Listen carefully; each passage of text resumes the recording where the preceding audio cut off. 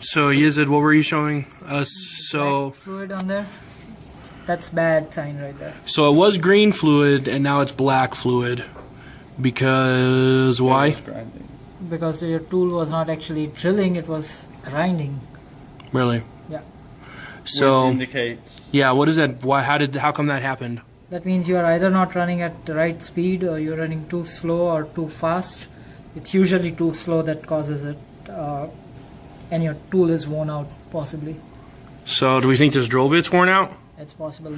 Well, and then one thing we've noticed is so this is a 16th inch drill bit, but it actually did not create a hole big enough for 16th inch tubing, which is the reason of most likely.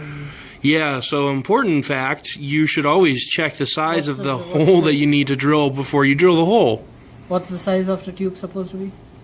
16. No, but 0.0615. Yeah. 0.0615. What is it? 0.0615. 0.6. 0.06. 0.64. That's the problem with these tubes. 0.625. They It's are not even. That's where the problem starts. What? The tube is not manufactured very well? No tube is. So what's the next step? So we need to go a drill bit bigger. What size do you think we should use? You can do two things. One is, since this hole doesn't matter, right now you can just stick it in here and... No, because that's not a good technique for actual manufacture. You could do this to open up that hole, or you can go a very big hole. But the problem with that is when you slide the tube in, if it slides out while it's being epoxy, you're done. It shouldn't be able to slide out at that stage. So what about a high RPM? Higher RPM is just going to do nothing, because right now this is going... Yeah. It's going all over. So Yizid was talking about basically sticking this in and wiggling it to almost ream out the hole. Well, it works for parts you don't actually care about, but for flight hardware that won't work. So basically we've got to do trial and error and find a big enough, a drill bit that's big enough but not too big. And that's the next problem, is there's a big jump between the two standard sizes of drill.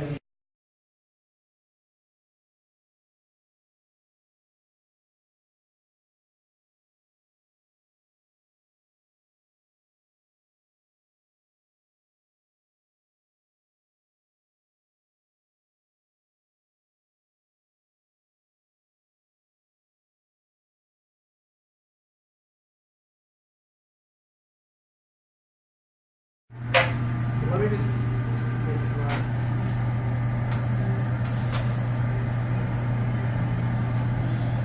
try again. That's too long. Okay, so that's what I want. Let's make it basic. Almost. Nope.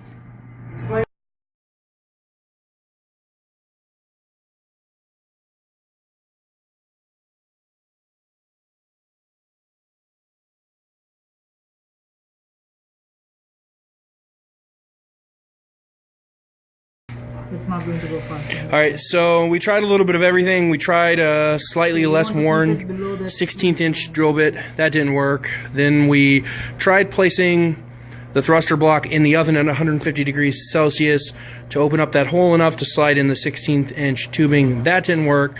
So now we're basically hand reaming. So you kind of want to wiggle it around a little bit at low RPMs inside the drill bit, and this should open up the thruster block enough to fit the 16th inch tubing through.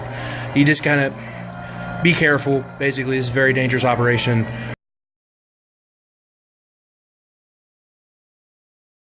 Now we're going to apply the epoxy in here. You also don't have enough tube length to do anything over here. In this case it won't matter, but... Yeah.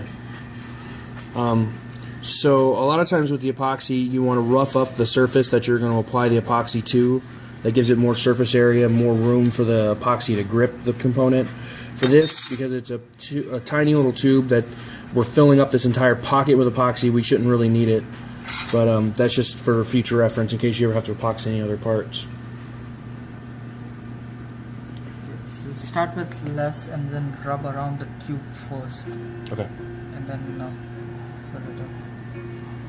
So you want to be careful, obviously, not to get it into the hole of the tube.